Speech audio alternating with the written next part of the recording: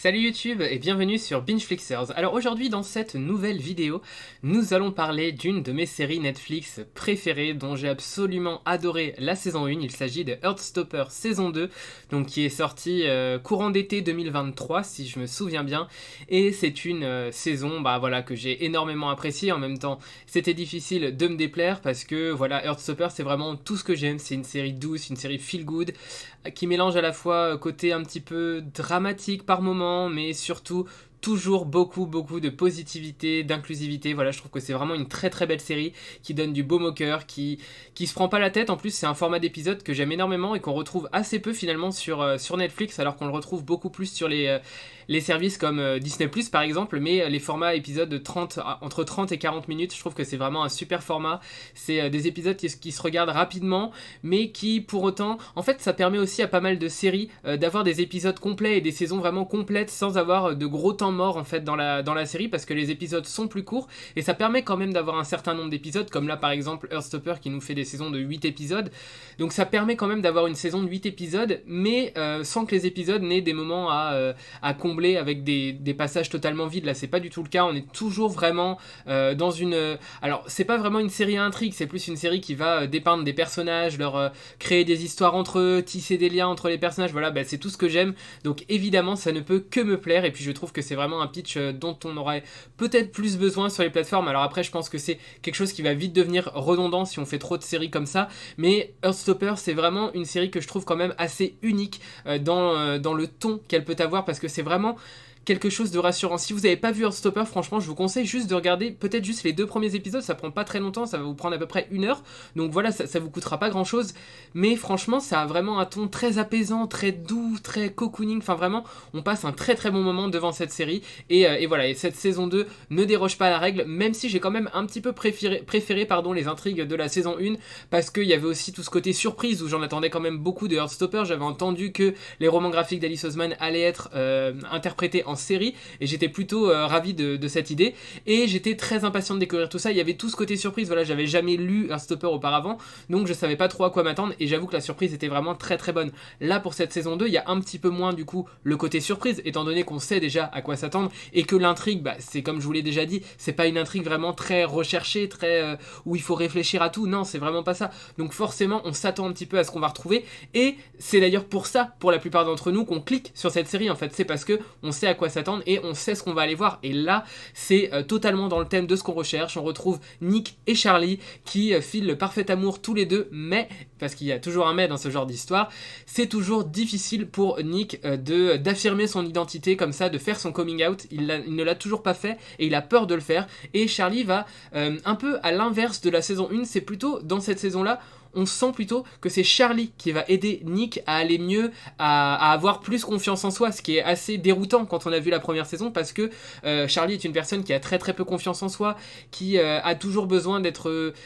soutenu parce qu'il a vécu des choses assez terribles, notamment dans sa scolarité, de par le harcèlement qu'il a vécu et la relation toxique de laquelle il sort. Donc c'est vraiment toujours Charlie qui avait un petit peu besoin de cette épaule sur laquelle se reposer, et cette personne qui l'aide à avancer. Et là c'est vraiment l'inverse, on trouve que, enfin en tout cas moi j'ai trouvé que Charlie avait vraiment repris des forces, et c'est vraiment cool de voir Charlie comme ça, et justement c'est à son tour qu'il va aider Nick, et je trouve que ça en fait vraiment une très très belle relation. Enfin voilà, c'est présenté comme étant un petit peu la relation parfaite, idyllique entre tous les deux.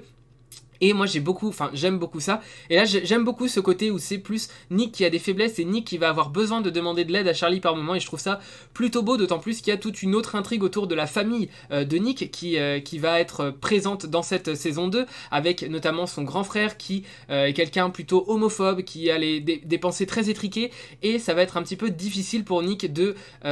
faire son coming out devant son frère, même si c'est pas quelque chose qu'il redoute. Enfin, il redoute la réaction de son frère, mais sans plus. On sent quand même qu'il sait très bien à quoi s'attendre et qu'il en attend pas grand chose de son grand frère, qui est une personne assez détestable, en tout cas dans la façon dont il est présenté dans cette saison 2. Je pense que c'est le genre de personnage qui peut avoir un acte de rédemption dans les prochaines saisons. C'est notamment dans cette saison 2 le cas de Ben. Je trouve que Ben était vraiment un personnage exécrable en saison 1, pardon, et là dans cette saison 2,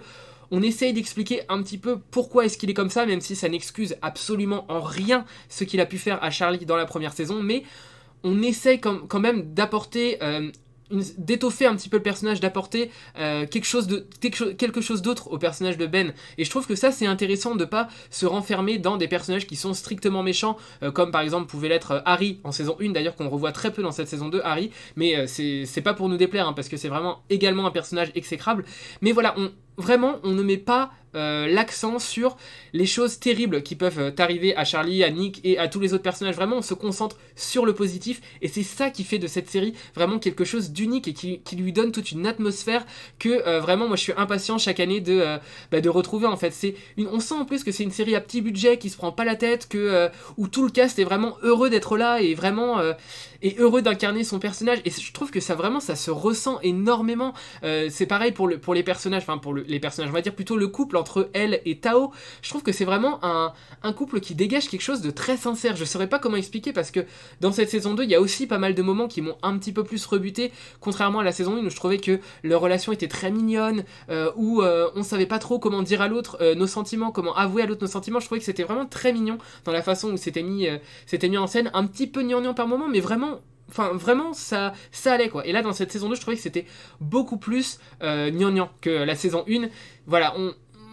essayait un petit peu plus de montrer la mignonnerie de leur couple et je trouve que c'était parfois un petit peu dérangeant. En tout cas, moi j'ai moins apprécié leur relation dans cette saison 2 que celle de la saison 1 et pourtant c'est dans cette saison 2 que tout va se concrétiser. Alors je vous dis pas de quel côté ça va aller, mais en tout cas l'arc autour de elle et Tao qui se cherchent est un petit peu terminé avec cette saison 2 et je trouve que c'est bien. Franchement c'est bien aussi de conclure comme ça pendant une saison, de conclure des arcs narratifs et de passer à autre chose. Alors à autre chose oui et non, mais je trouve que c'est intéressant comme ça de conclure des arcs et c'est vraiment ce que fait Heartstopper dans cette saison 2 et ce que j'ai apprécié, c'est que en plus d'apporter de nouveaux personnages et d'apporter de nouveaux liens que peuvent avoir les personnages entre eux, on nous conclut certains arcs qui avaient été créés en saison 1 et je trouve que c'est bien de faire ça parce que ça permet de faire avancer l'histoire aussi sans que ce soit trop brutal, mais ça permet quand même de faire avancer l'histoire et c'est important, mine de rien dans une série, même si c'est une série qui se base que sur les liens, plutôt que de sans arrêt faire et défaire les liens, c'est bien aussi de faire avancer l'intrigue et là voilà, donc l'intrigue avance. Donc dans cette saison 2, parce que j'ai pas encore trop résumé ce dont ça allait parler, et bien tout simplement les personnages de Heartstopper vont être envoyés à Paris. Quelle meilleure ville que Paris pour déclarer sa flamme à l'élu de son cœur, et donc ils vont être en voyage scolaire comme ça à Paris, ils vont découvrir plein de monuments qui sont toujours montrés de façon merveilleuse. Moi j'adore les séries qui font ça, c'est le cas notamment de Emily in Paris qui montre un Paris vraiment glorifié, un Paris où tout est beau, où tout le monde est gentil, alors que c'est pas du tout le cas dans la réalité, mais vraiment pas du tout. Mais j'adore les séries voilà, qui montrent un Paris où il fait bon vivre, où c'est la ville de l'amour, moi j'adore ça, je trouve que c'est génial, c'est une super carte postale déjà pour Paris, et puis je sais pas, c'est hyper agréable de voir les personnages évoluer dans un cadre comme ça, et donc là on fait évoluer tous nos personnages de la saison 1, on leur donne à chacun de nouvelles intrigues, c'est notamment, et j'ai beaucoup apprécié cette intrigue là, c'est notamment le cas de Isaac, je trouve qu'il a vraiment une intrigue vraiment très intéressante, avec un personnage asexuel qui a beaucoup de mal à comprendre qui il est, et à trouver sa place dans le monde, il est très réservé, alors après c'est vrai que c'est sa personnalité aussi qui est comme ça, mais je pense que sa personnalité est aussi le fruit du fait que il ait du mal à trouver sa place dans la société, même s'il semble très bien inclus dans son groupe de potes, et ben en dehors du groupe de potes, il a toujours un petit peu de difficulté et on sent qu'il a pas les mêmes aspirations que ses amis peuvent avoir, et c'est ça aussi qui en fait un personnage assez unique que moi j'aime beaucoup dans cette série. Je trouve que il est vraiment attachant, il a un côté très très attachant et moi c'est un personnage que j'aime bien et je suis assez heureux qu'il l'ait mis un peu plus au premier plan dans cette saison 2. Par contre, chose qui m'a un petit peu déçu, c'est le personnage de Tori qui je trouve est beaucoup moins présente dans cette saison 2, alors que je trouve que c'est un personnage qui peut être vraiment génial dans cette série. Dans la saison 1, j'ai adoré le peu de répliques qu'elle avait, je trouvais qu'elle était vraiment géniale, notamment dans sa relation avec Charlie. Je trouve qu'ils ont tous les deux une super relation frère et sœur, c'est vraiment adorable de les voir tous les deux ensemble, et malheureusement dans cette saison 2, notamment du fait qu'ils soient en voyage scolaire, Tori est beaucoup moins présente et je trouve que c'est un petit peu dommage, mais ça permet aussi de développer des nouveaux personnages, notamment des professeurs qui sont développés. Alors l'intrigue est plutôt rigolote que intéressante, on creuse pas trop dans leur relation, mais j'ai bien aimé quand même le parti pris de également présenter les professeurs qui sont la génération précédente en fait, donc qui ne sont pas forcément dans les mêmes délires que peuvent avoir les adolescents qu'on suit, mais pour autant il y a quand même voilà voilà, des petites relations qui sont nouées et qui sont vraiment agréables à regarder. Tout est beau, tout est... voilà, c'est un petit peu ce qui en ressort de Heartstopper, et cette saison 2, comme j'ai déjà dit, ne déroge pas à la règle, vraiment. Tout est beau, tout se passe bien, on a beaucoup de personnages qui sont heureux les uns avec les autres, même s'il y a aussi des péripéties dans leur couple, évidemment, enfin dans leur couple, c'est pas forcément dans leur couple, mais dans leur relation d'une manière générale, il y a évidemment également des péripéties, mais ça n'empêche pas de toujours retomber sur ce socle de positivité que je trouve vraiment hyper intéressant. Et là, même si...